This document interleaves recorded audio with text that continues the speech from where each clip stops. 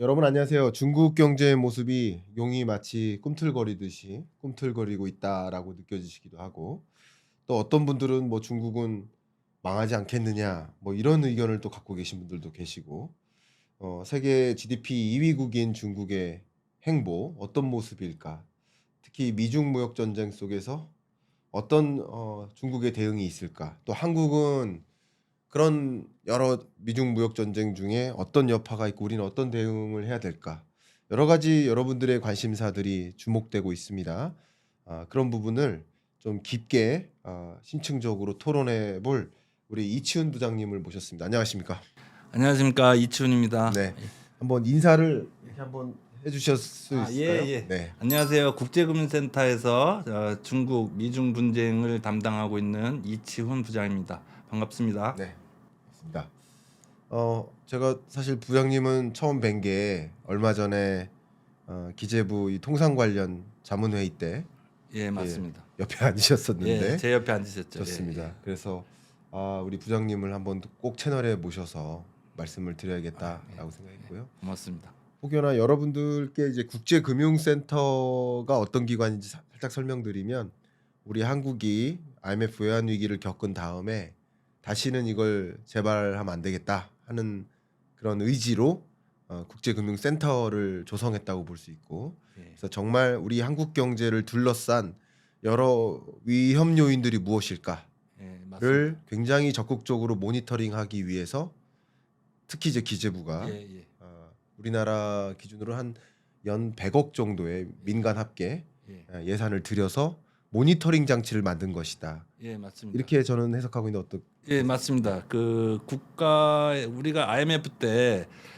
경제 위기를 맞았잖아요. 그래서 네. 그 위기를 조기 워닝하기 위한 그 위기를 방지하기 위한 정부 차원에서 네. 그런 역할을 하고 있는 기관입니다. 좋습니다. 네. 특히 우리 부장님께서는 북경 대외경제무역대학을 또 나오셨고 또 LG전자 중국에서 예, 금융부문 또 역할을 하셨고 예, 맞습니다. 또 지금까지도 국제금융센터에서 워낙 면밀하게 이 중국 경제 상황을 좀 모니터링 해오셨기 예, 때문에 예, 제가 한번 질문을 지금부터 본격적으로 드려보도록 예, 예, 하겠습니다. 예, 알겠습니다. 일단 국가의 위기 관리 혹은 위기 여부를 모니터링하는 모니터링 기구로서 예, 이 질문부터 드리겠습니다. 질문에는 없는 예, 예, 질문입니다만 많은 분들이 지금 경제 위기 올 것 같다. 예, 뭐 그런 염려들을 많이 하세요. 근데 물론 중국 부문 전문가시지만 이 위기 관리, 위기 모니터링하는 장치라는 게 그런 기관에 소속된 분으로서 지금 어떻다고 느끼십니까? 어떻게 감지하고 계십니까?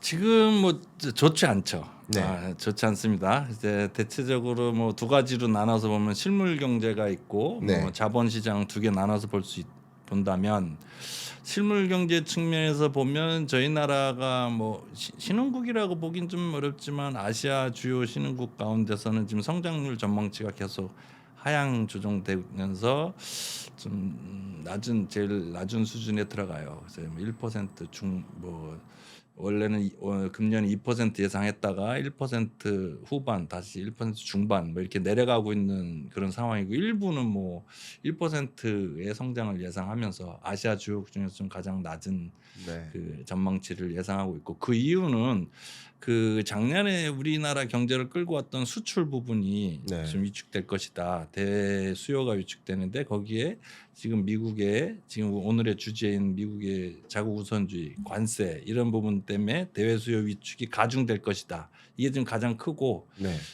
특히 우리나라는 대외 의존도가 높은 나라잖아요. 그래서 그렇죠. 우리나라의 대외 의존도가 어느 정도 높냐면은 뭐 중국이 수출을 전 세계 제일 많이 하는 나라잖아요. 근데 네. 중국은 사실 GDP 대비 수출 비중은 19%밖에 안 돼요. 근데 우리나라는 그 두 배입니다. 37%로 높기 때문에 대외 수요 위축에 그대로 그 충격을 받을 수 있는 구조입니다.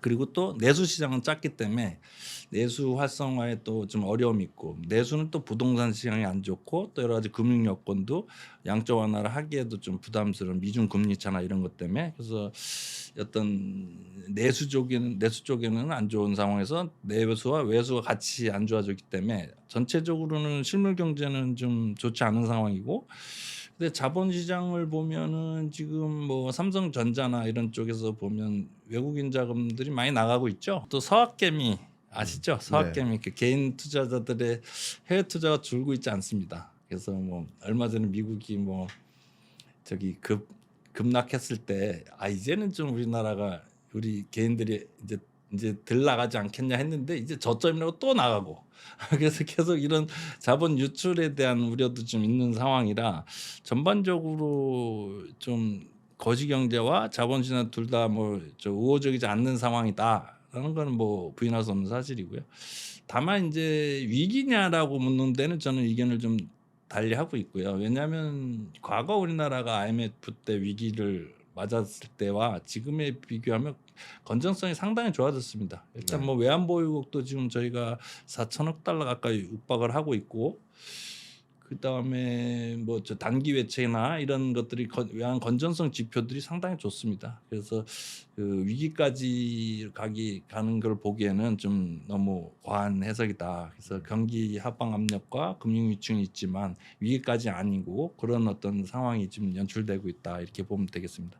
부장님 설명 정말 잘하시네요. 아, 그런가요? 원래 제 부장님께 예. 이렇게 초대 요청을 드렸을 때 예. 여러분 잘 모르시겠지만 방송 체질이 아니라고 예, 저 방송 체질 아니에요. 그렇게 말씀하셨는데 말씀 너무 잘해주셨어요. 그래요? 다행입니다. 감사합니다. 예, 아직까지는 잘하고 그리고 있습니다. 우리 구독자분들이 다 신사 숙녀분들이셔서 예. 그 말씀, 예. 그 인사이트에 더 조명을 하시니까 예. 염려하지 않으셔도 좋겠습니다. 예. 너무 잘해주고 계시고요. 예. 지금 이제 한국 경제를 평가하신 그 진단한 말씀들 정말 아마 저희 구독자분들은 공감하시겠지만 제가 보는 뷰랑 굉장히 흡사하세요. 굉장히 강하게 흡사하세요. 저도 그렇게 보고 있습니다. 그러니까 한국 경제가 좋다라고 말씀드린 게 아니에요. 근데 위기라고 진단할 것인가? 이건 좀 다른 얘기라는 거죠. 그렇습니다. 위기라고 진단하는 거냐? 아니면 한국 경제 정말 어려운 경제다라고, 그러니까 저성장 고착화, 저는 이렇게 계속 표현하고 있는데, 저 동의합니다. 저성장 고착화로 진단할 것이냐, 경제 위기로 진단할 것이냐, 전혀 다른 현상이기 때문에. 예, 맞습니다. 다른 현상을 놓고 이렇게 자칫 잘못 진단하면 잘못된 의사결정, 맞습니다. 그게 더 문제잖아요. 예, 그렇습니다. 원인을 잘못 파악하면 네. 그거에 대한 처방이 다르기 때문에 네. 큰 오류를 범할 수 맞습니다. 있는 겁니다. 제가 지난주 의사협회 강연 갔다가 경제 강의 갔다가 그 제 어렸을 때 사례를 말씀드렸어요. 그 공부할 때 학생 시절에 그 뭐죠, 여기 너무 배 복통이 나가지고 응급실에 처음에 보건소였어요. 학교 안에 있는 보건소에 갔더니 장 활성화제를 줬어요. 장이 꼬였대요. 그래요? 아니었나 보네요. 돌팔이 진단이죠. 그렇죠. 저는 그게 너무 아팠습니다. 그래서 응급차 타고 그 서울대 보라매 병원까지 갔어요. 그랬더니 응급실 그 의사분들이 딱 알아본 거예요. 이게 멀쩡한 건장한 청년이 배를 몹시 아파하니까 얘 결석인가 보다. 그러더니 실제 딱 진단해서 결석을 치료해 주셨어요. 그러니까 이게 큰일 날 뻔했네. 진단을 잘못 내리면 처방이 잘못되기 때문에, 그러니까 경제 위기냐 경기 침체냐 혹은 뭐 저성장 고착화냐 어떻게 진단하느냐에 따라서 의사결정이 달라지니까 맞습니다. 그 부분 말씀드리는 거고요. 자, 그러면 이 부분 말씀드릴게요. 역시나 이제 경제 위기 올 거라고 직감하시는 분들은 많으세요. 근데 저는 개인적으로 그게 경제 위기와 저성장 고착화라는 현상을 구분하지 않고 말씀하시는 것 같다. 저는 그런 의견을 갖고 있거든요. 왜 이렇게 위기라고 생각하시는 걸까, 사람들이. 얼마 전에 한경협, 한국경제인협회에서도 기업들에게 물어봤는데 뭐 90% 정도가 경제 위기 올 거라고 체감하고 있대요. 그러니까 그게 저는 잘못 진단하는 결과라고 생각을 하기 때문에 여쭙겠습니다. 왜 이렇게 경제 위기라고 직감하고 계실까요?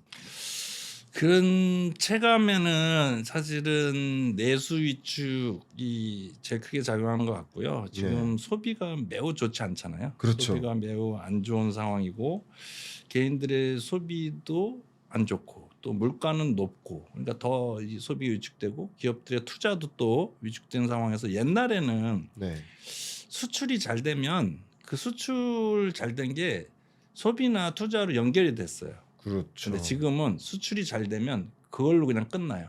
내수로 연결이 안 돼요. 안 돼요. 예, 그게 단절이 돼 있는 상태라 수출이 좀 잘 되는 기업들이 일부 있다 해도 그게 국가 경제 전반적으로 큰 영향을 주지 못하고 있고 특히 지금 좀 걱정되는 많은 사람들이 걱정하는 이유 중에 하나는 부동산 시장이거든요. 네. 부동산 뭐 중국도 그렇지만 우리나라는 부동산이 주는 우리 경제 성장에서 차지하는 어떤 영향력이 상당하잖아요. 네. 뭐 투자도 그렇고 소비도 그렇고. 근데 지금 부동산 시장이 이제 인구 고령화 맞물려서 이제 수요가 위축되면서 과거만큼 화랑새로 가지 않기 때문에 어떤 그 신성장 경제 성장 동력이 이제 위축된 게 크게 작용하지 않았나 이렇게 보고 있습니다. 그렇군요. 그러니까 여러분들이 이제 어떻게 체감하시는가. 근데 체감이 컸죠. 체감적으로는 IMF 때보다 더 어렵다. 그렇습니다. 예, 그 예. 말씀 맞아요. 맞습니다. 예. 맞는데 그렇다고 해서 그게 경제 위기다라고 정의하면 안 되겠다라는 그렇죠. 의견. 예. 근데 그 걱정하시는 분들은 이런 시각이 있다 이거죠. 그렇죠. 지금 말씀드린 거는 왜 자꾸 위기로 느껴지느냐면 네. 이 방금 말씀드린 소비와 투자 내수가 안 좋고 그 수출이 개선되는 게 소비로 연결되지 않고 투자 연결되지 않고 또 부동산 시장이 안 좋으니까 많은 분들이 체감하시기에 네. 굉장히 어려움을 겪고 있다. 네. 그리고 또 하나 말씀드리면 자영업자가 너무 많잖아요, 저희가. 네. 자영업자들이 좀 많이 안 좋으니까 그런 측면에서 국민들이 느끼는 그 그렇죠. 위기의식이 있다. 네. 그걸 좀 제 의견과 다른 그런 그 위기의식을 설명드린 겁니다. 맞습니다.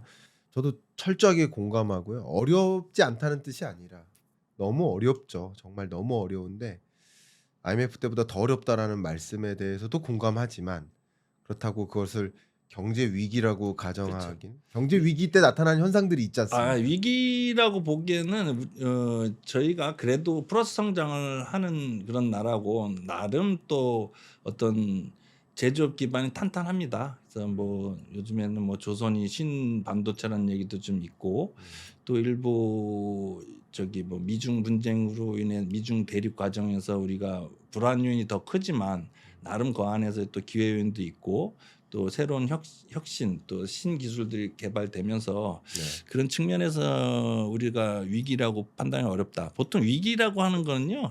경기 침체라고 하는 거는 마이너스 성장으로 그렇죠. 뭐 2분기 이상 봤을 때를 저희가 경기 침체라는 용어를 쓰고요. 위기는 뭐 그게 1년 뭐 더 연간. 깊게 들어갔을 때 그걸 위기라고 합니다. 우리 IMF 때도 그렇고 뭐 팬데믹 때도 그렇고 뭐 그런 거를 표현하는데 아직 위기라고 하기에는 그런 지표들이 다다르지 못했다. 그리고 네. 좀 당분간 그런 가능성은 낮다 이렇게 보고 있습니다. 좋습니다. 그러면 제가 이 질문을 드리겠습니다. 사실 오늘 부장님 모셔놓고 여쭤보려고 하는 건데 사실 중국 전문가이시니까 중국 얘기를 하려고 하는데 위기 얘기를 했으니까 요거까지는 한번 더 여쭤보겠습니다. 혹여나 예. 우리가 예상치 못하는 어떤 위기 상황에 내몰릴 수도 있는 거잖아요. 예. 예, 만약에. 예. 근데 예상을 해본다면 어떤 것들이 이런 식으로만 전개된다면 위기도 올 수 있다 하는 것들을 감지하고 계신지 여쭤보겠습니다. 생각할 시간을 드리기 위해서 제 의견부터 먼저 드릴게요. 예를 들면 이번에 OECD 경제전망 보고서를 보면 멕시코를 경제 위기로 진단을 했어요. 역성장으로 전망했고요. 그러니까 미국의 강한 이제 관세 전쟁 드라이브의 충격으로 멕시코 같은 경우는 경제 위기를 면하기 어렵다라고 판단하고 있어요. 근데 과거에 1990년대 그 데킬라 이펙트라고 하죠. 이 남미의 멕시코를 비롯한 몇몇 국가들이 외환 위기 상황에 놓이자 그 위기가 취하듯이 이렇게 전이되다 보니까 이게 세계 경제 위기로도 갔다. IMF 외환 위기 때도 마찬가지. 아시아 외환 위기가 왔었던 것도 몇몇 아시아 신흥국들의 외환 위기 상황이 그게 금융 불안이 이렇게 막 전이되는 그런 현상들이 있었다. 네, 맞습니다. 예를 들면 그렇게 해서 제가 좀 걱정되는 것은 그런 음, 남미라든가 음, 또 아르헨티나 몇몇 국가들이 있습니다. 몇몇 국가들이 취약 신흥국들의 경제 위기가 음, 어느 정도 다른 나라들로 전이되는 효과가 나타날 수 있고 금융부실의 여파로 그러면 경제 위기로 갈 수도 있지 않을까. 그러나 뭐 물론 그걸 예단하고 싶지는 않습니다. 왜냐하면 그걸 다 알고 있고 모니터링하고 있고 그 네. 부실을 우리나라로 가져오는 그 경로 자체를 차단하기 위한 조치들을 하고 있으니까. 그러나 그런 것들이 전이되다 보면 위기 올 수 있다. 예를 들면 그 가능성을 한 가지 저도 의견을 드리고 싶습니다. 혹시 부장님께서도 뭐 중국과 관련해서도 좋고요. 음. 어떤 사이드에서는 이런 면에서 위기 올 수도 있을 거라고 본다 하는 생각이 있으실지요? 위기가 올 수도 있는 어떤 경로를 말씀하시는 거죠? 네네. 글쎄 이제 뭐 지금 얼마 전에 그 지난주였나요? 지난주에 인도네시아 주가 뭐 급락한 적이 있었는데 혹시 아실지 네, 모르겠습니다. 네. 주가가 급락해 가지고 그 굉장히 정부에서도 긴장하고 저희도 그 관련돼서 많이 이렇게 살펴봤는데 그 터키도 좀 정치 문제 그렇죠. 때문에 터키. 급락했고 뭐 네. 그렇게 돼서 근데 이게 지금 상황은 그때랑 좀 달라진 게 아시아 지역 전체적으로 외채 비중이 많이 줄었어요. 네. 많이 줄었고 또 우리나라도 아까 말씀드린 것처럼 단기 외채라든가 이런 게 줄고 외환보험이 많아졌기 때문에 이 전통적인 우리가 제일 걱정하는 아시아발 해서 이렇게 우리나라까지 전이해 올 가능성 현재로서는 98년도 위기보다는 굉장히 좀 낮아져 있고 네. 다만 이제 제가 느끼는 위기 또는 위기에 준하는 상황이라고 본다면 네. 저는 아무래도 그 대외 보호무역주의가 강해지면서 네. 어떤 그 대외 수요 전체적으로 그 자국 우선주의가 미국뿐만 아니라 유럽 다 모든 나라 중국도 자체 개발이 자체 경쟁력이 커지면서 우리나라의 제품에 대한 수요가 주는 그런 상황에서 국내 시장의 어떤 부동산 시장 발 수요 위축이 같이 맞물렸을 때 그게 좀 우리 경제는 좀 진퇴양난을 겪을 수 있는 큰 위험요인이지 않는가 네. 이렇게 보고 있습니다. 그렇군요. 예. 그래서 제가 이렇게 위기는 아니라고 진단하시지만 네. 어떤 상황이면 위기로 전이될 수도 있다라고 그런 걸 계속 여쭈었던 이유는 어쨌든 위기 여부를 모니터링하는 기관에 예, 계신 예. 부장님이시니까 예, 그렇습니다. 그러니까 어떤 것들을 주지하고 계신지를 제가 대신 여쭤본 거고요. 예. 예, 저도 모니터링하고 있는 게 있다면 아까 말씀드렸던 그 사안인데 예를 들면 또 재밌는 건 아니지만 제가 하나 더 말씀드릴까요? 예. 미국에서 ODA 사업을 완전히 끊잖아요. 예. 근데 세계 ODA 사업에서 절대적인 비중이 미국 ODA 그렇죠. 예산입니다. 예. 당연한 거겠죠. 근데 그 ODA 사업으로 우리나라도 ODA 사업을 하지만 미국 ODA 예산이 아프리카 주요 뭐 수단이라든가 굉장히 어려운 취약 국가들의 그 감염병 예방 인프라로 많이 쓰입니다. 근데 그 예산이 깎이면서 그 감염병 예방을 하는 보건소라든가 이 인력들이 다 쉽게 말하면 집에 가는 겁니다. 문 닫는 거예요. 그래서 지금 감염병이 확산하고 있습니다. 아시아 지역에. 아시아 지역이요. 아시아가 아니라 아프리카. 아프리카의 몇몇 지역에. 그래서 결국 이제 트럼프 발이죠. 굳이 따지면 예산 절감하자 도지에서.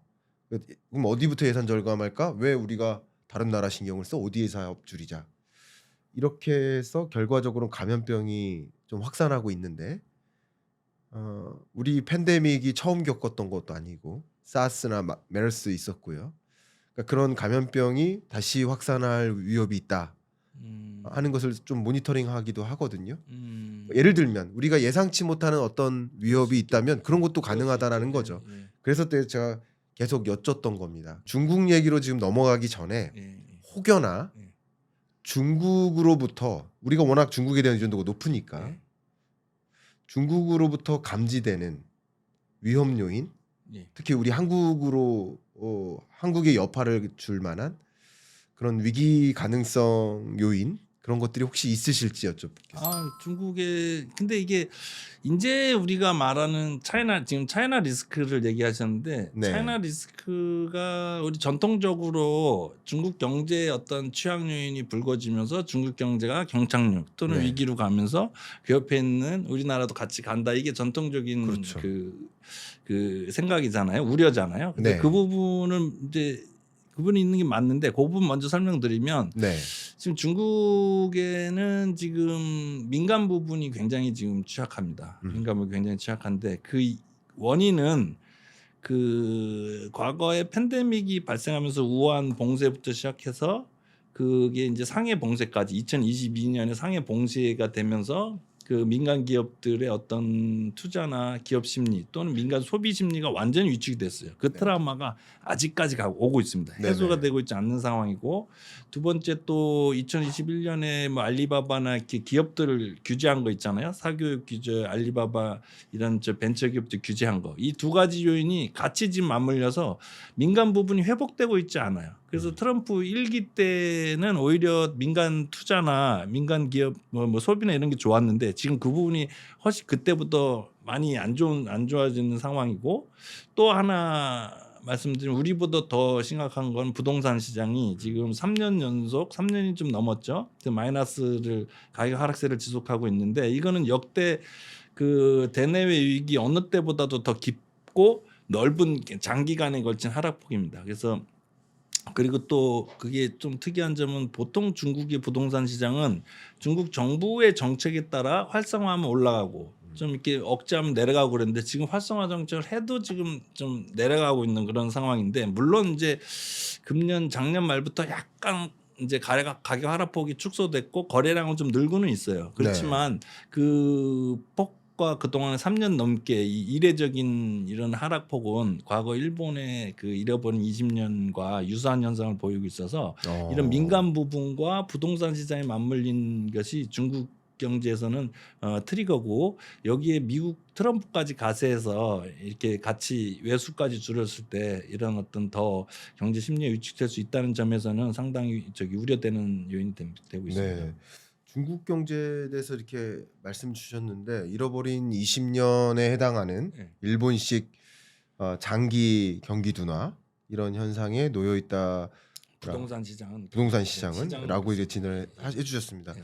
그 부분에 대해서 제가 좀 추가적으로 논의를 좀 들어가 보고 싶습니다.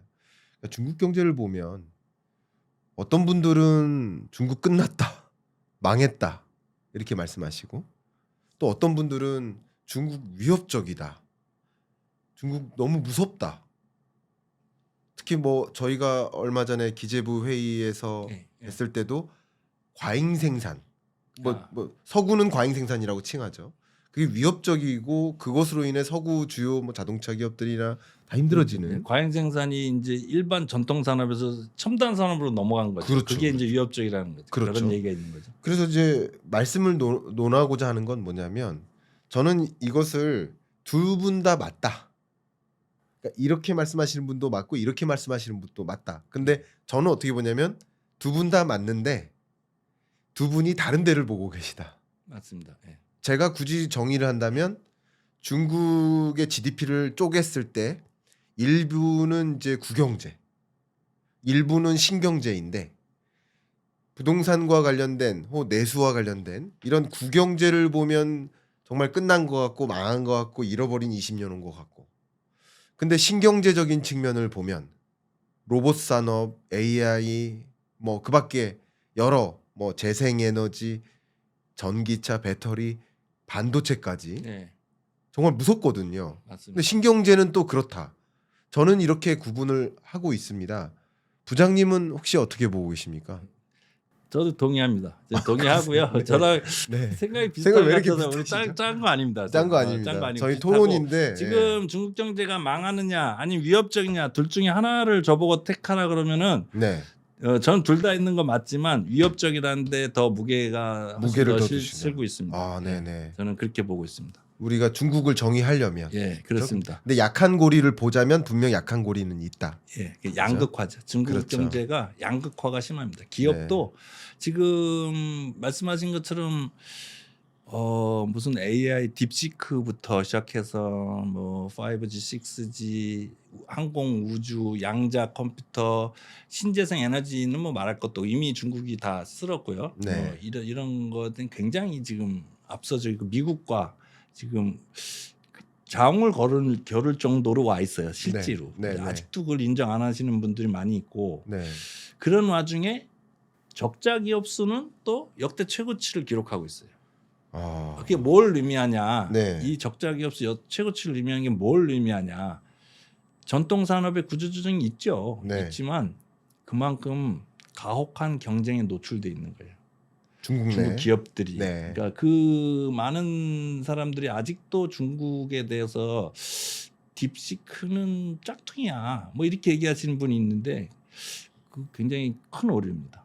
큰 오류입니다. 이거를 잘못 판단하면은 큰 정책 오류가 되고 우리 국가에 굉장히 위협이 될 수 있는 요인입니다. 그래서 중국은 지금 굉장히 첨단 산업으로는 정부 축축 뻗어 나가고 있고 다른 한편에서는 굉장히 그 전통 산업뿐만 아니라 일반 반도체 기업 첨단 산업에서의 가혹한 경쟁에 노출되면서 구조조정이 빠르게 일어나고 있어요. 네. 그래서 이 양극적인 이런 현상이 되고 있고 우리한테는 이 첨단 산업에 대한 위협이 참 상당하고 또 우리나라가 또 공교롭게 중국과 이렇게 겹친 게 많아요.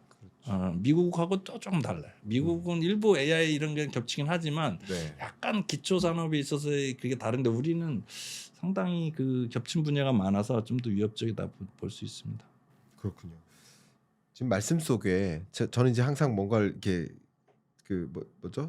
이제 숫자로 예. 정리를 하고 싶은 마음이 항상 예, 있는 예, 편인데 예. 제가 이렇게 정리하면 될지를 한번 여쭤보겠습니다. 왜냐하면 우리 구독자분들도 그렇게 정리하시는 게 도움이 될 것 같아서 부장님이 어떤 생각이신지 한번 이렇게 여쭤보겠습니다. 예. 중국 경제 성장률 물론 올해 목표치가 5%지만 5%라고 일단 가정할게요. 예. 한때 뭐 14%에서 예. 성장률이 계속 둔화되어 왔습니다. 그럼 5%, 4% 성장하는 나라를 끝났다고 표현할 수는 없죠. 일단 예. 그런데 중국 GDP를 둘로 구분했을 때 일부가 구경제고 일부가 신경제인데 GDP 규모가 100이라고 하면 구경제가 뭐 한 6, 70, 신경제가 예를 들어 한 30. 근데 기본적으로 이 신경제는 뭐 10%씩 성장하고 구경제는 마이너스 성장하는 거예요. 그래서 결과적으로 5%, 4% 성장하는 거다. 맞습니다.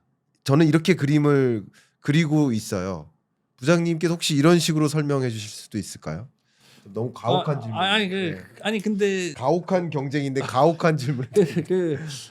그 숫자를 정확히 대기는 예, 어렵지만 않으셔도 좋습니다. 지금 작년에도 그랬고 올해는 특히 그 중국 경제를 끌고 가는 동력이 첨단 산업에 대한 투자입니다. 맞아요. 그래서 예. 첨단 산업의 투자인데 이 첨단 산업 투자가 기존의 부동산 투자보다 더 경제 성장에 미친 영향이 큰 게 얘들이 승수 효과가 네. 투자가 다시 투자를 일으키는 그 승수 효과가 부동산에 비해서 두세 배 더 높대요. 네. 그래서 이 첨단 산업에 올인하고 있고 이 분야에서 그러니까 기존의 구산업과 신산업으로 나눠 보면은 구산업이 GDP가 많겠죠. 하지만 GDP 증가분을 봤을 때는 신산업, 첨단 산업 부분이 훨씬 더 크다고 그렇죠. 봐야겠죠. 네네.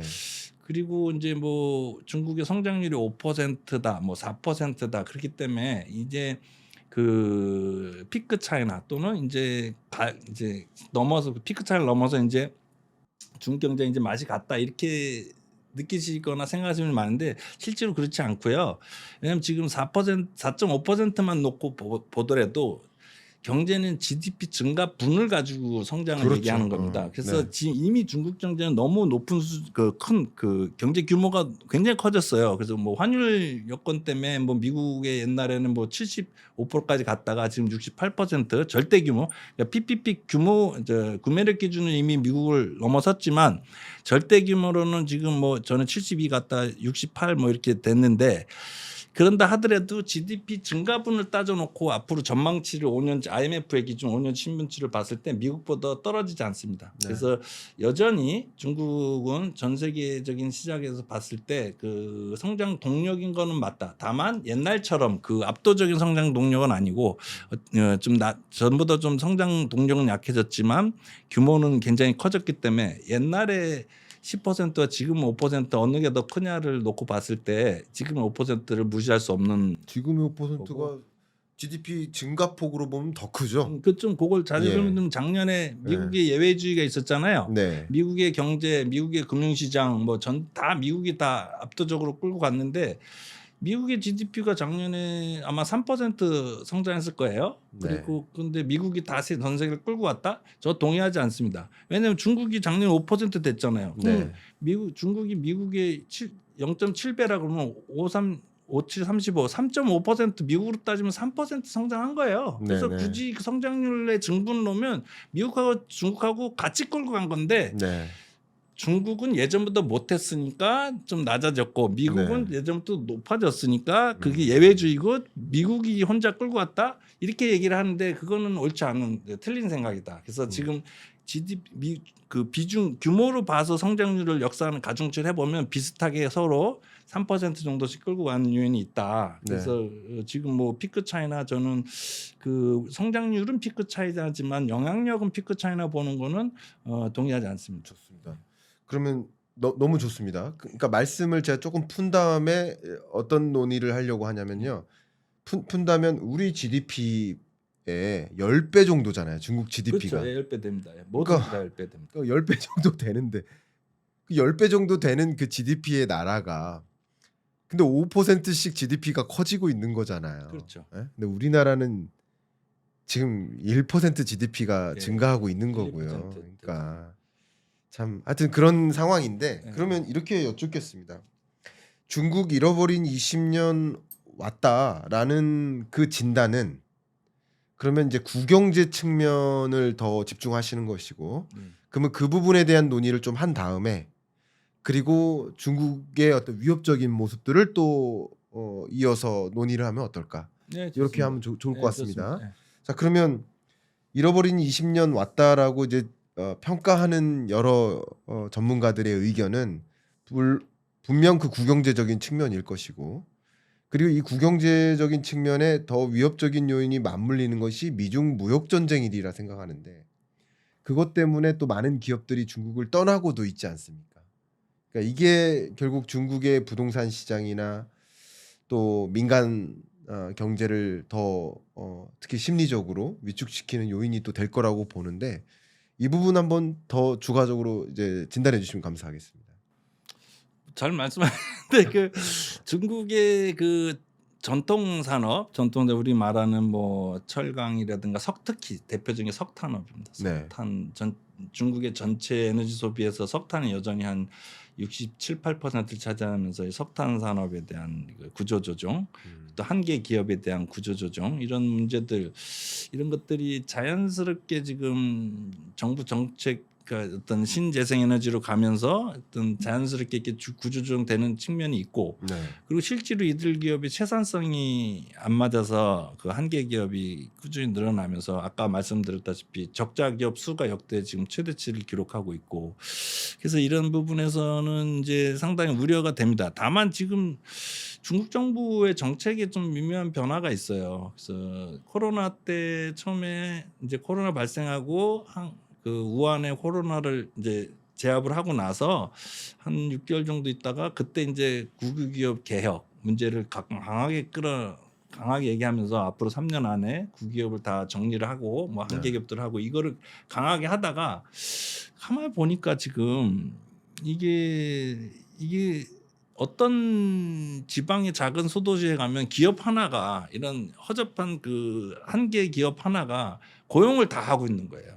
고용을 다 하고 있고 그 미치는 영향이 너무 큰 거예요. 심지어 좀 오버하면 한계 기업 하나가 전체 고용의 절반을 하는 경우까지 심지어 있어서 작은 시 작은 현이나 시의 고용의 절반 이상을 그 기업 하나가 전통 기업이죠. 그러니까 이런 부분의 한계성에 대한 이 현실성을 느끼고 중국 정부가 요즘은 첨단화가 전통 산업도 첨단화하자 이런 정책으로 돌아섰습니다. 그래서 전통 산업도 과학 기술에 접목시키고 그것도 무슨 로봇을 활용한다든가 뭐 이런 식으로 좀 가고 있어서 그런 상황이라 좀 그것도 좀 격변기에 있지 않나 이렇게 보고 있습니다. 그러시군요. 예. 그러면 제가 방금 가장 이제 중국 경제를 예의주시해야 될 한 가지 부분이 차이나 엑소더스 현상 아닌가 생각합니다.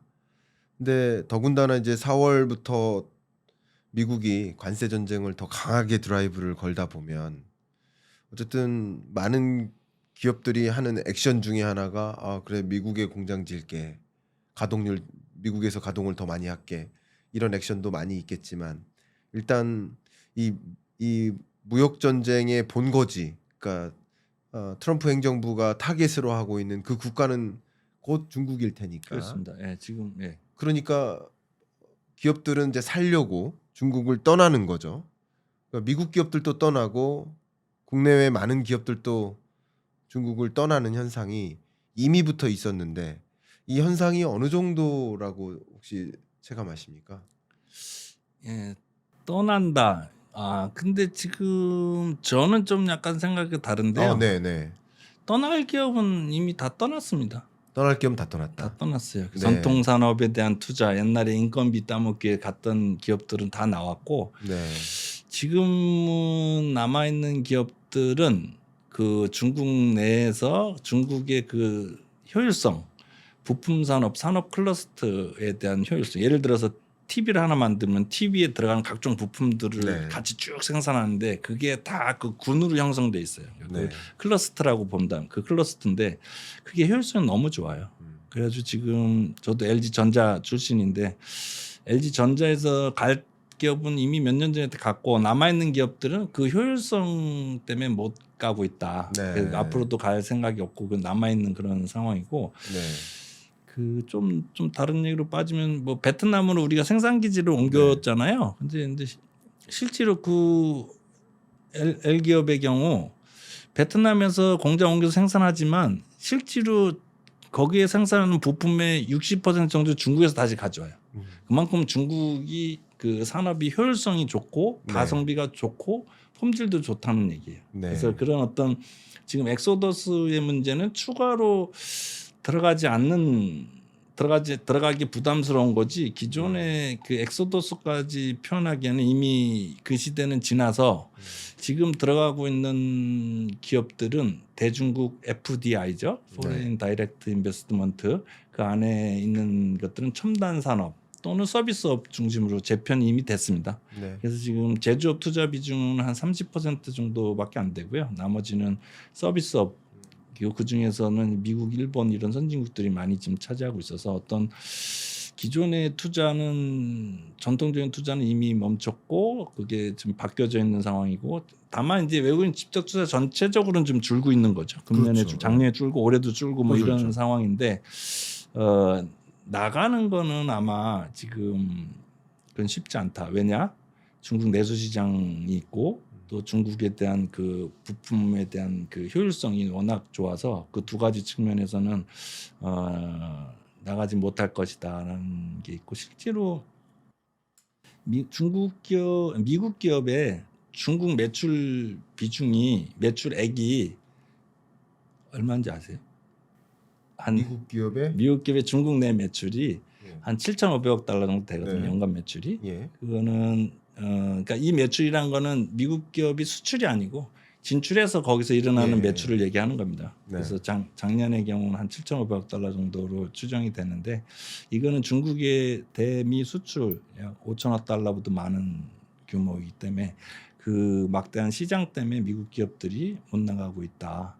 이렇게 보시면 될 겁니다. 뭐 아시다시피 엔비디아, 뭐 퀄컴, 애플 다 중국 매출의 비중이 25% 이상 되잖아요. 네. 그러니까 뭐 그런 측면에서도 또 여전히 아까 말한 양극화가 있지 않는가 이렇게 다른 좋습니다. 그러면 그러니까 이 해외 직접 투자 유입액이 감소하는 것은 이제 매년 감소하고 있는데 감소하고 있는 그 현상은 추가적으로 중국 내 공장 증설이 어려운 거죠. 어려운 것이고 예.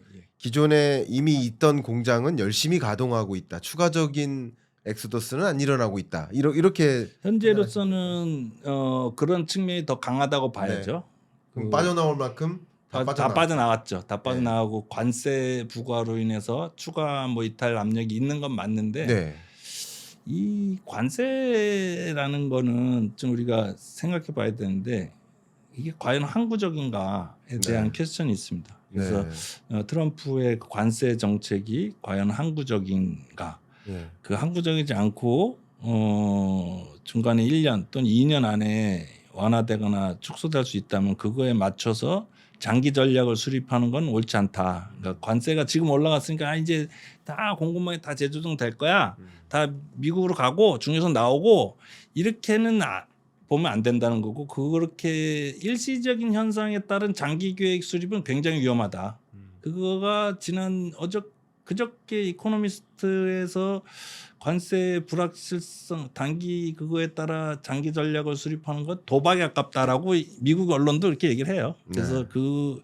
그게 영향을 주겠지만 전체 기업의 큰 뭐 물론 일부 리쇼어링 있지만은 그게 다라고 보기에는 굉장히 리스크가 있지 않는가라고 저는 보고 있습니다. 그러니까 관세 전쟁에 대응하기 위해서 탈중국하는 현상은 도박인 것이고 그게 또 어떻게 전개될지 그걸로 모르니까. 미국으로 투자하는 건 맞지만 예. 그게 그 투자가 미국의 실수요를 넘어서서 과도하게 지금 관세를 피하겠다고 예를 들어 25% 확정적이라고 생각하고 거기에 맞춰서 수익을 따져서 들어가서 미국 내 수요를 오버하는 수요가 투자될 땐 나중에는 큰 문제가 생기는 게 그렇죠. 왜냐하면 거기 생산 단가는 30% 이상 높거든요. 네. 그래서 미국에 생산하는 건 수출하기가 어려워요. 네. 그렇기 때문에 그걸 오버해서 지금 그 투자한다는 거는 도박에 가깝다. 그래서 그거는 잘 그 상황 봐서 실수요 내에서 또는 장기로 몇 년간 투자한다고 해놓고 그 관세 상황에 따라서 우리도 유연하게 움직여 초기 1, 2년 투자하고 유연하게 움직여야지 그거를 확정적으로 놓고 장기 전략으로 봐서 중국 전략이든 미국 전략이든 같이 한다는 거는 상당히 위험한 요인이다라고 저는 보고 있습니다. 좋습니다. 이렇게 중국 경제가 특히 구경제적인 측면에서 많은 적자 기업 수가 양산되고 있고 또 그들끼리 가혹한 경쟁으로 인해서 중국 경제 잃어버린 20년 진입하는 거 아닌가 하는 우려들도 있지만 또 그런 측면과 이면에 또 중국 경제의 강한 모습들을 지금부터 들여다보려고 하는데요. 들여다보기에 앞서서 제가 가벼운 선물 하나 드리려고 합니다. 이게 선크림 자주 바르십니까? 예. 아 그러세요? 원래 자주 바르세요? 사실 많이 안 많이 안 바르세요? 예, 아예 운동하러 갈 때. 아 그러세요? 운동하실 때나 아니면 사모님 드리면 예. 이게 남자한테 바르기는 너무 비싼 선크림 같더라고요. 예. 예, 좋은 겁니다. 예, 이게 뭐 이거 발라야지 노화가 안 된다고 예, 그런 예. 얘기를 제가 들었습니다. 그래서 제가 이거 PPL 하는 건 아니고요. 예. 이거 제가 우연히 강연 갔다가 만난 대표님이 저한테 선크림 안 바르시는 것 같다고 선물하시길래 그 말씀이 너무 감사해서 제가 한번 이렇게 해드리겠다고 예. 하면서 선물로 드리려고. 예, 고맙습니다. 예, 잘 쓰겠습니다. 잘했죠, 사장님? 네. 정말 좋은 선크림이라고 합니다. 예, 좋아 네. 보이네요. 디자인. 그리고 좋고, 예. 저도 받고서 정말 이게 선크림 선물을 종종 받거든요. 운동을 많이 하니까. 근데 이것만 바르게 되더라고요. 그렇군요. 예, PPL 아닙니다. 아. 있는 그대로. 예. 있는. 네, 자, 고맙습니다. 그러면 요 이야기까지만 하고 넘어가려고 하는데 이 질문 마지막으로 드리고 싶습니다. 이제 화장품 산업, 예. 우리나라 화장품 산업은 예. 중국의 한알령 예. 하고 상당히 밀접하지 않습니까? 예. 그래서 한알령 어떻게 될 것으로 관측하시는지 한번 의견 여쭙고 다음 주제로 넘어가겠습니다. 예, 그 좋은 질문이십니다. 지금 네. 중국이 뭐 기술도 발전하고 국력도 과거보다 세져서 우리나라를 좀 이렇게 중시여기지 않을 것이다. 또는 뭐 사드 사태 이후로 상당히 반한 감정, 국내에서 반중 감정 이런 게 일어나면서 어떤 한알령 이런 게 계속 유지되고 있어서 이거에 대한 좀 관심이 많은데요. 지금 이 얘기를 하기 위해서는 좀 미중 대립을 얘기 안 할 수가 없는 게 지금 중국이 굉장히 앞서고 있고 그냥 기술력도 발달했지만 아까 말씀드린 것처럼 민간 부분 경제 심리가 좀 안 좋고 또 첨단 분야에서는 이제 반도체 부분에서 약점이 있습니다. 근데 미국이 지금 트럼프가 대놓고 계속 때리고 있는데 이런 미국이 진짜 우리가 아는 것보단 더 미국이 중국을 경계하고 있어요. 다국 정부의 그 산업 정상 이제 정부 고위 관료들인데 만나면 미국이 중국 얘기밖에 안 한대. 계속 중국 까는 얘기인데 그래서 지금 미국이 중국을 때리기 때문에 중국이 지금 힘들어요. 민간도 안 좋고 기술력도 뭐 반도체 부분에서는 좀 위축이 있고 이래서 중국이 지금 활성화 정책을 하고 있는 게 첫 번째는 내수 확대 정책이고 그건 이제 자기네들이 할 일이고 두 번째는 대외 외교를 되게 강화하고 있어요. 네. 대외적으로 친구를 많이 지금 둬야 되는 그런 실정이고 그게 굉장히 강한데 그 중에서도 중국의 핵심 대상 국가가 한중일이에요. 네. 일본하고 네. 한국입니다. 그래서 지금 한국한테도 엄청 잘하고 있어요. 그렇군요. 잘하고 있고 뭐 비자 면제도 얼마 전에 나오기도 했지만은 실제로 여러 뭐 중국 정부 차원에서 우리 전문가들에 대한 어떤 뭐 이렇게 뭐 여행을 지켜준다든가 아니면 이런 그 우회책, 유화책을 네. 굉장히 생각보다 강해요. 강한데 이런 측면에서 봤을 때는 이 한알령이라는 게 지금 해제 뭐 명시적인 해제가 아니더라도 어떤 암묵적인 해제가 될 가능성은 전 높다고 봅니다. 그렇군요. 예, 네. 그런 측면에서 지금 중국의 입장에서 우리 한국의 가치가 어느 때보다도 지금 높은 상황입니다. 아직은 반도체에서 우위를 점하고 있기 때문에 그런 부분에서의 그 친화를 하기 위해서 우리나라 이게 한알령 할 가능성이 완화할 가능성이 있고 사실은 이 시진핑 주석이나 그 중국의 지도자들이 제일 싫어하는 게 사실 한류예요. 네. 한류가 중국으로 들어가서 어떤 영향을 미쳐서 이런 국민들한테 정신적인 문제 또는 경제적인 문제에 대해서 굉장히 경계하는데 지금 상황에서는 미국의 덕분에 좀 그 완화될 가능성이 있어서 저는 기대를 하고 있습니다. 좋습니다. 그 지정학적으로도 보면 미국이 워낙 러시아와 긴밀한 유대 관계를 형성해 나가고 있다 보니 중국이 지정학적으로 고민하는 것이 러시아와의 유대 관계를 잃게 될 가능성.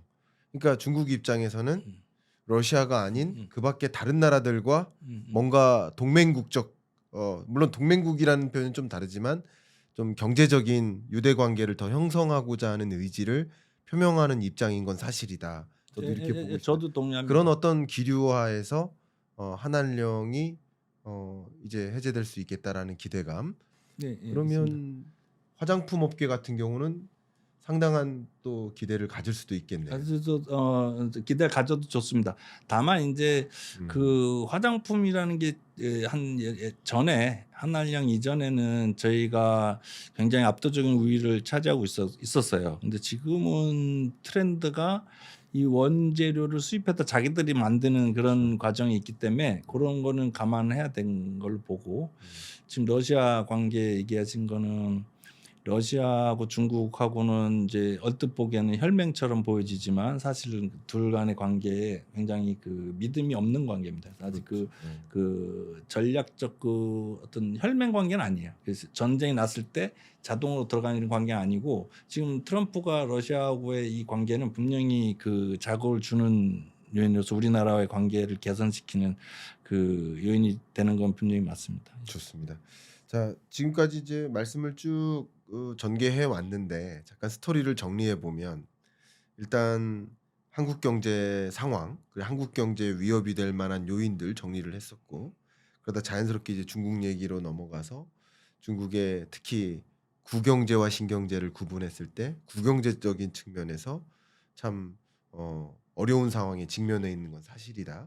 그런데 또 다른 측면, 신경제적인 측면은 위협적이기까지 하다. 요런 말씀을 지금까지 했습니다. 맞습니다. 그럼 이제 마지막으로 그 위협적인 측면 그 부분을 좀 논해 보고자 합니다. 제가 얼마 전에 그 칼럼을 썼는데 그 첫 문장이 중국산을 재정의할 필요가 있다. 이거였습니다. 중국산에 대한 재정의. 네. 그러니까 많은 분들이 중국산 하면 저가에, 저품질에, 저기능에 저 기술의 뭐 그런 식으로 상상을 하시잖아요. 중국산 예. 이렇게 하면. 예.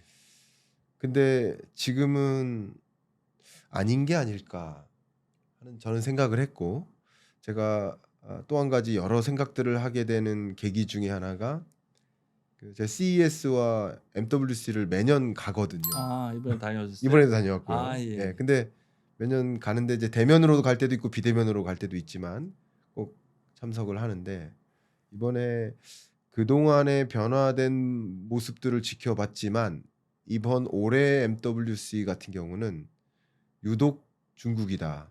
MWC의 C를 차이나로 바꿔도 되겠다. 할 만큼 저는 위협을 느꼈습니다.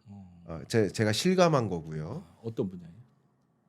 하이테크 영역에 그렇죠. 있어서 6G마저 가져가려 한다. 5G가 우리나라가 최초 상용화했잖아요. 근데 6G를 최초 상용화하려는 의지를 갖고 있다. 저는 굉장히 위협적이라고 봅니다. 거기에 나아가서 활용 정점을 찍었었던 게 지난달 키스텝에서 발표한 기술 평가 보고서 상에서 반도체라는 영역들이 기초 역량 여러 부문들이 있는데 여러 부문에 걸쳐서 하나도 빠짐없이 중국이 이미 한국을 앞서가 있다. 이미 추월한 상태다. 중국이 이만큼 추격하고 있다라고 진단한 것이 아니라 이미 한국보다 우위에 있다. 반도체의 여러 기술 부문에 걸쳐서 하나도 빠짐없이 기초 역량을 맞습니다. 저는 그게 활용 정점이었습니다. 제가 좀 말씀이 길었는데 예.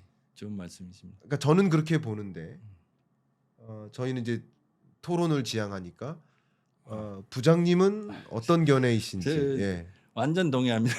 완전 동의하는데 자꾸 동의만 하시면 안 아니 돼요. 근데 예. 동의해야 돼요. 예, 그 예. 6G 저는 뭐 그 6G 중국이 세계 1위다라는 때 뭐 별로 이렇게 놀랍지 않습니다. 이미 5G에서 그 미국을 앞서고 세계 선도로 올라갔고 네. 그 6G로 연결하는 과정이 있기 때문에 저는 뭐 그 차세대 뭐 5개 산업 뭐 6G, 항공 우주, AI, 신재생 에너지 뭐 이런 여러 가지에서 다 중국이 상당히 우리나라는 물론 앞서 있고요. 그 미국과 자웅을 가르고 있는 그런 상황이라는 거는 이미 알고 있었고 2년 전에도 이미 그랬던 네. 상황입니다. 그런 네. 상황이고 반도체 분야에서 그 지금 기초 역량에서 언론에 나온 거는 우리나라를 앞섰다는 건 거기 이제 기초 역량이 있고 네. 다른 안에서는 실용 응용 네. 역량이 있는데 응용 역량 우리가 좀 앞선 네. 게 맞고요. 근데 기초 역량 거기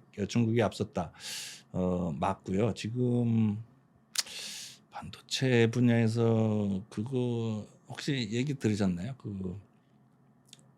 뭐 2023년에 화웨이가 메이트 60 핸드폰에 들어가는 기진 9000S를 개발했잖아요. 그게 7나노인데 그게 되게 이슈가 됐어요. 네. 왜냐하면 그때 당시 미국이 규제했던 게 14나노였는데 7나노를 만들었다는 거예요. 네. 그래가지고 이게 뭐지? 그런데 그게 후속타가 9100인가 새로 나왔어요. 그래서 수율이 2배 이상 올라간 실용성이 매우 높은 게 개발이 작년 말에 됐습니다. 그래서 7나노에서 그게 됐고 그 단순히 그것 말하는 게 아니라 7나노에서 설계부터 제조부터 후공정까지를 올 그걸 생산 생태계를 구성했다라는 게 제가 최근에 들은 얘기고 그렇다면은 이제 상당히 그거는 뭐 위협적인 게 되고요. 특히 더 충격적인 지금 네덜란드의 AMSL 노광 장비 회사 있잖아요. 거기에서 지금 막 수출을 미국이 수출 못하게 하는 게 EUV랑 DUV가 있어요. DUV는 좀 낮은 수준의 노광 장비고 EUV는 첨단의 노광 장비인데 네. 이걸 개발했대요. 화웨이에서. 그래서 굉장히 지금 충격적인 건 이게 더 충격적인 거다. 그래서 지금 노광 장비가 이제 시생산이 올해 안에 되고 내년에 양상 들어가는데 이 방법이 달라서 좀 더 효율적이다라는 얘기는 있고 또 물론 여기는 10만 개 이상 구속이 들어가는데 뭐가 안 될 것도 있다라는 얘기도 있어요. 하지만 화웨이에서 이 EUV를 개발한 건 굉장히 쇼킹한 일이고 미국의 제재가 상당히 지금 구멍이 났다라는 거는 지금 확실한 상황입니다. 그래서 반도체 부분에서의 그런 어떤 중국의 부각, 어떤 추격 이게 상당히 위협적인데 사실 반도체 설계 있잖아요. 네. 그건 원래 중국이 우리보다 앞섰어요. 한 2, 3년 전부터 네. 원래 앞섰었는데 뒷부분에 우리 후공정이나 제작 이런 부분에서 지금 앞서 있기 때문에 지금 굉장히 위협적이고 거기에 뭐 요거 주제와 조금 벗어나긴 하지만 좀 AMSL 노광 장비 그거를 얘기했으니까 지금 DUV라고 좀 떨어진 노광 장비가 있다 그랬잖아요. 이거에 대한 수출도 미국이 막고 있거든요. 규제를 하는데 2023년 9월부터인가 네덜란드에서 DUV 수출 통계를 발표 안 하기로 했어요. 그리고 나서 그 AMSL의 매출 중에서 중국 비중이 지금 거의 50%로 치솟았어요. 그러니까 상당히 그 규제에도 구멍이 좀 있고 자체 개발도 지금 상당히 되고 있어서 지금 굉장히 위협적이고 뭐 더 여기 더 나아간 영향까지 말씀드리면 굉장히 큰데 일단 그 뭐 위협적인 건 말씀하신 거 그 이상 더 위협적이다라고 저는 보고 있습니다. 네. 말씀 저는 이제 뭐 우리가 뭐 중국을 뭐 이제 이걸 뭐라고 하죠? 뭐 중국을 막 이렇게 드높이고자 하는 게 아니라 중국의 지금 상황을 또 우리 한국과 견주었을 때 이 산업 경쟁력, 기술 경쟁력을 제대로 진단했을 때 그랬을 때 우리가 어떻게 대응할지를 맞습니다. 마련하는 거 네, 아니겠습니까? 맞습니다. 계속 우리 밑에 있다고만 하면 나아갈 준비할 게 없는 거잖아요. 그 잘못하면 큰 정책 오류뿐만 아니라 잘못하면은 다른 측면에서 국가 위기를 맞게 할 수도 있어요. 그러니까요. 그러니까 이걸 정확히 인지를 해야지. 자꾸 네. 중국은 아닐 거야. 아니 딥시크는 짝퉁이야. 자꾸 이렇게 몰아세우면 안 된다고 저는 보고요. 그거 예. 굉장히 장기적으로는 위험한 예. 판단이고 그런 것들이 지금 그러니까 작년 상반기만 해도 우리나라 대기업의 C 레벨, CEO 레벨에서조차 그걸 인지를 안 하고 맞아요. 인정을 안 하려고 인지는 맞아요. 하는데 인정을 안 하려고 그러고 맞아요. 정책 엘리트 라인에서도 그걸 인정 안 하고 저런 음. 다른 정책을 세우려면 그 정책이 제대로 될 수 없죠. 처음에 말씀하신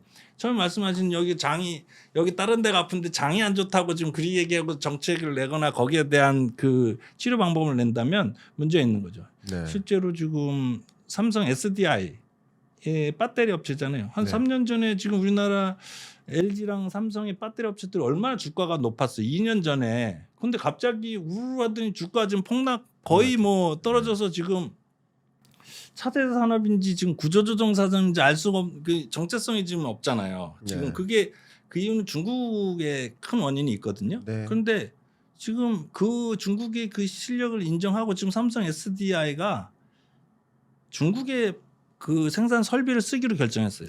그게 가격이 맞거든. 그렇죠. 그러니까 그거를 인지하고 그거를 우리가 어떻게든 그 상황에서 맞는 대응 방안을 좀 마음 아프지만 거기에 맞는 상황에 정책을 쓰고 그 맞는 상황에 기업들도 대응 방안을 해서 좀 더 그 우리의 그 가치를 높이는 방향으로 가야 되지 않나 이렇게 생각하고 있습니다. 공감 많이 하고요. 제가 개인적으로는 삼성 SDI의 부서장급들 이제 임원분들을 다 뵀습니다. 아, 그래요. 예, 예를 들어 100명 단위로 다 뵀습니다. 예. 그래서 중국의 기술 추격과 이런 것에 대해서 말씀을 많이 드렸거든요. 근데 제가 안타까운 것은 아마 제 기억에 한 1년 전인가 24년 연초였나 23년 말이었나 이때쯤에 실제 키스트에서 2차 전지 센터장님을 모셔서 키스트 2차 전지 센터 2차 전지만 20년 연구하신 센터장님을 모셔서 여쭙습니다. 중국의 기술 추격에 대해서. 근데 중국이 많이 쫓아왔다. 정말 많이 쫓아왔다. 위협감을 느껴야 된다. 그 영상 남아 있습니다. 아직도 그 영상 있습니다. 근데 그때 2차 전지 투자자들이 그걸 받아들이려 하지 않았어요. 그리고 심지어 이랬습니다. 그런 말 하지 말라. 그런 말을 하지 말아 달라. 왜 지금 2차 전지 지금 주가 잘 올라가는데 왜 그런 말을 하느냐. 그러니까 참 그런 것들이 안타깝습니다. 이제 주식 시장만 논하는 게 아니라 우리 한국 경제를 놓고 봤을 때 우리가 어떻게 진단하느냐에 따라서 대응책이 달라지니까 계속 이런 것을 여쭙는 과정입니다. 그러면 제가 이런 질문도 여쭙겠습니다. 작년에 한참 좀 부상했었던 좀 재밌는 키워드가 과잉 생산이었어요.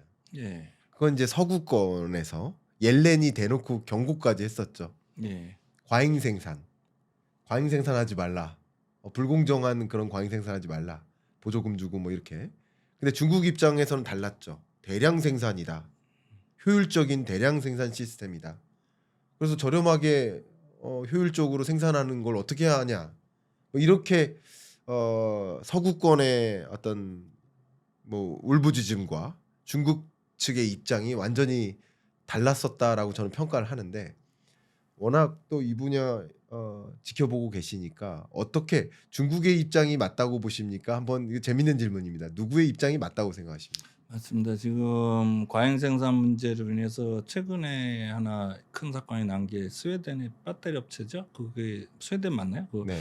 유일하게 유럽에서 남아있던 배터리 업체 이제 도산했잖아요. 네. 우리나라 삼성이나 LG는 그나마 실력이 있어서 좀 네. 버티고는 있는데 그다음에 뭐 테슬라하고 뭐 BYD랑 이런 점유율 비중이 바뀌었다. 네. 뭐 이런 것들이 이미 뭐 이제 나타나고 있는데 그 현상의 배경에는 말씀하신 과잉 생산, 특히 중국의 과잉 생산은 안 좋은 게 보조금 문제가 있다. 이게 지금 핵심이고 이게 지금 통상 정책에서의 큰 문제 이슈가 되고 있습니다. 그래서 네.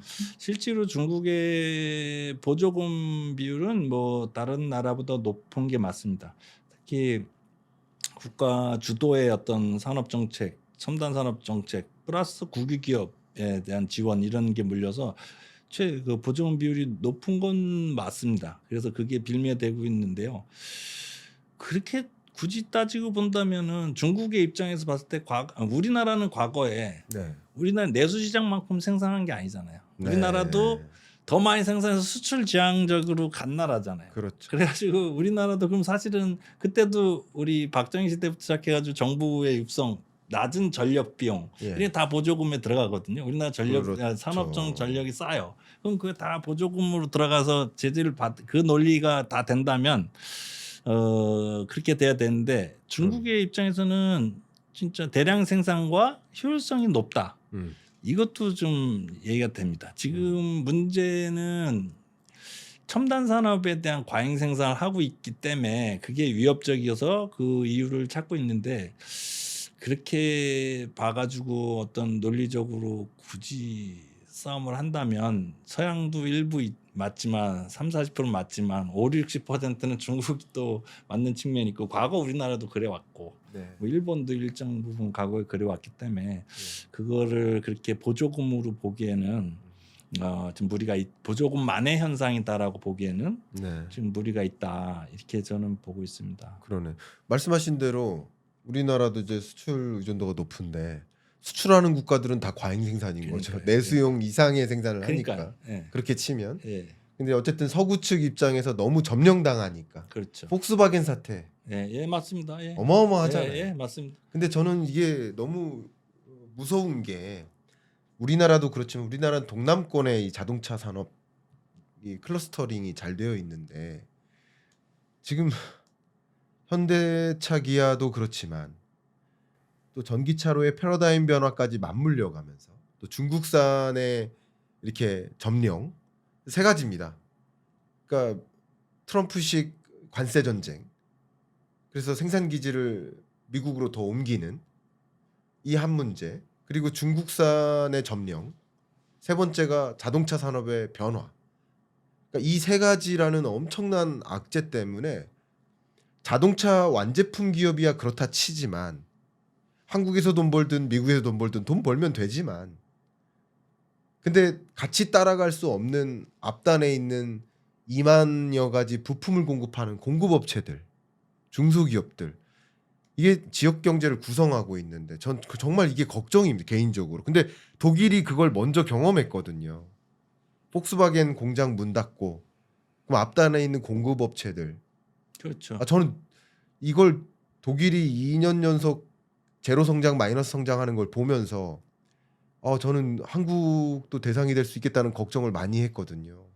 맞습니다. 예. 그래서 지금 뭐 바이든 정부와에 있었던 IRA에 따라서 뭐 배터리나 반도체, 뭐 자동차는 뭐 당연히 맞고요. 그런 것들이 미국으로 이렇게 옮겨가면서 거기에 대한 투자를 하고, 그게 투자뿐만 아니라 아까 앞전에 말씀드린 것처럼 미국 내 생산은 생산 원가가 최소 30% 이상 높기 때문에 수출하기 좀 어렵거든요. 그래서 네. 그 내부 미국 내 수요를 초과해서 생긴 미국 투자로 인한 거는 그 상당히 그 자체적으로도 장기적으로 위험하고, 말씀하신 것처럼 국내에 대한 고용들이 미국에 가서 일어났을 때 일어나는 부작용 네. 있고, 그 미국에 투자해가지고 반도체 같은 거 이렇게 투자하면은 또 거기 미국 내에는 생산 인력이 없대요. 네. 그래가지고 우리 내에서 또 많이 가야 된대요.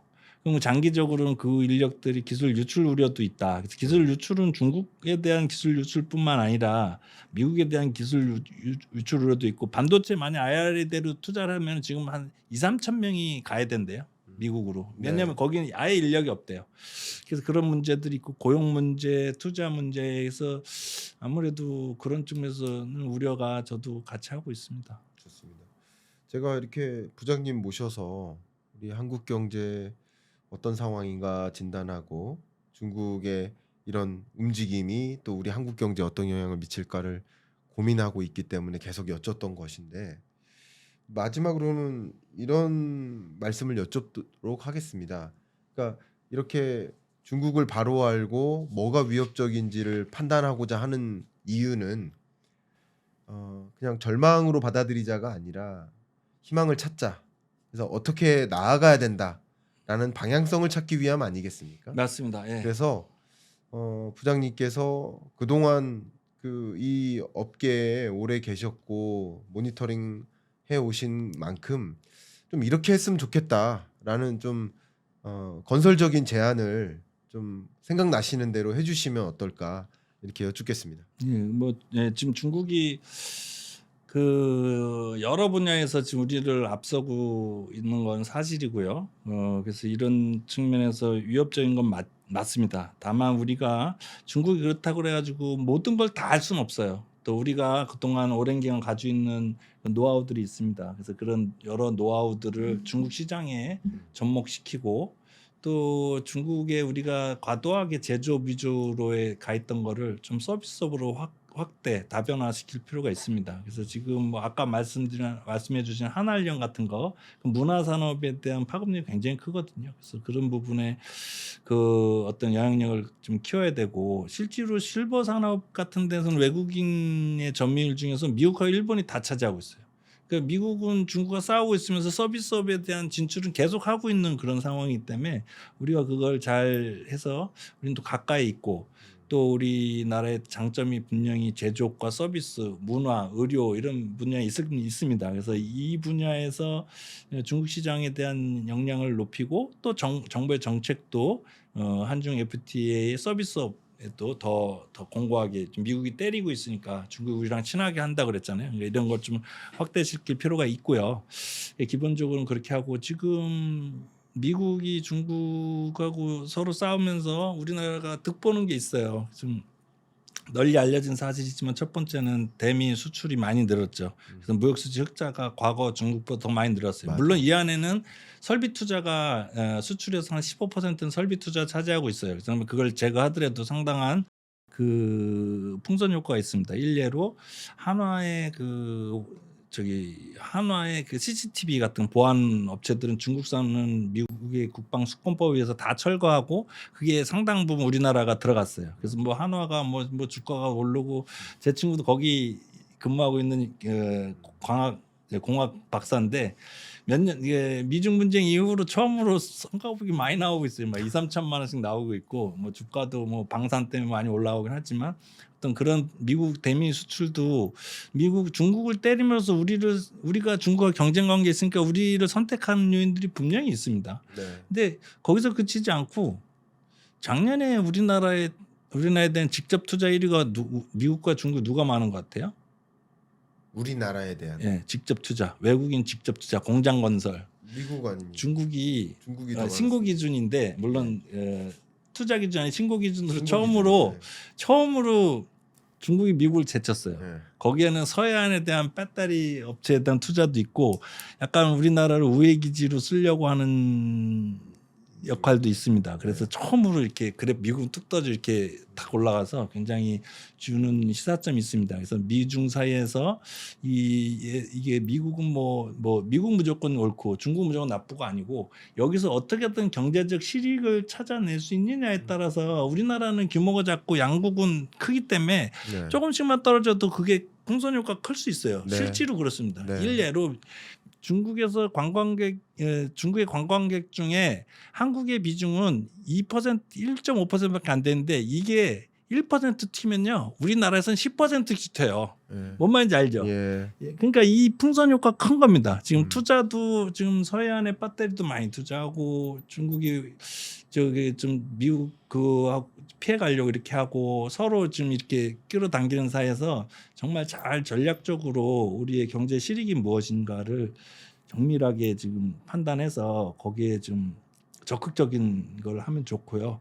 그게 유럽이 이렇게 하고 있어요, 실제로. 유럽 정책이 독일 정책을 보면 잘 우리가 배울 수 있습니다. 그래서 그런 요인들을 잘 활용만 한다면 그렇게 우리나라가 너무 암울하지는 않고 그런 오히려 또 다른 기회 요인이 될 수 있으니 이런 거에서 지금 뭐 갑자기 그러지만 돈 되는 거면 우리 국익을 위해서 뭐 아주 큰 문제가 아니면 다 하는 네덜란드 사례가 있잖아요. 싱가포르에도 저기 GPU 지금 수출이 엄청 됐잖아요. 엄청 됐는데 그게 GPU가 다 수출이 될 만큼 싱가포르에 쓰면 전력이 높아지잖아요. 전력 사용량 안 나오지 다 중국으로 가고 뭐 이런 거니까 어떻게든 그 기회 요인을 미중 간의 갈등, 중국의 약점 또 이런 상황들 잘 파악해서 기회 요인으로 활용하는 게 매우 기묘한 상황이지 않나 이렇게 봅니다. 말씀 너무나 감사합니다. 그러니까 미중 무역 전쟁이라는 그 소용돌이가 일고 있는 건 맞지만 그게 반드시 그러니까 뭐 대중국 수출이라는 면에서는 위협이 될 수 있겠지만 또 그것 때문에 대미 수출 기회가 많아지는 것도 분명히 있거든요. 그죠? 말씀하신 대로. 제가 하나만 더 말씀드리면 대중국 수출이 원래 우리나라가 중국 수입 시장에서 우리나라 차지하는 비중 1위 했던 게 7년간 유지하다가 미중 분쟁 터지면서 툭툭 떨어져서 대만이 올라오고 그래서 4위, 5위까지 내려갔다가 작년에 다시 2등이 됐어요. 네. 그 이유가 뭔지 아세요? 미국이 반도체 뭐 못하게 하니까 중국이 반도체 우리나라 거 사재기를 엄청 한 거예요. 그래서 다시 2등이 됐어요. 예. 그러니까 이런 것도 그래서 우리나라의 또 기회 요인이 그렇죠. 될 수 있습니다. 그래서 그것도 좀 참고할 필요가 있다. 그런 현상들을 바로 이해하고 또 우리가 어떻게 대응을 해야 될지 그런 것들을 충분히 이제 모색할 수 있는 토론이 된 것 같습니다. 예. 정말 감사하고 예. 오늘 경인남과 토론합시다에 처음 출연하셔서 좋은 말씀 많이 해주셨는데 어떤 소감 있으신지 좀 여쭙고 마무리할까 합니다.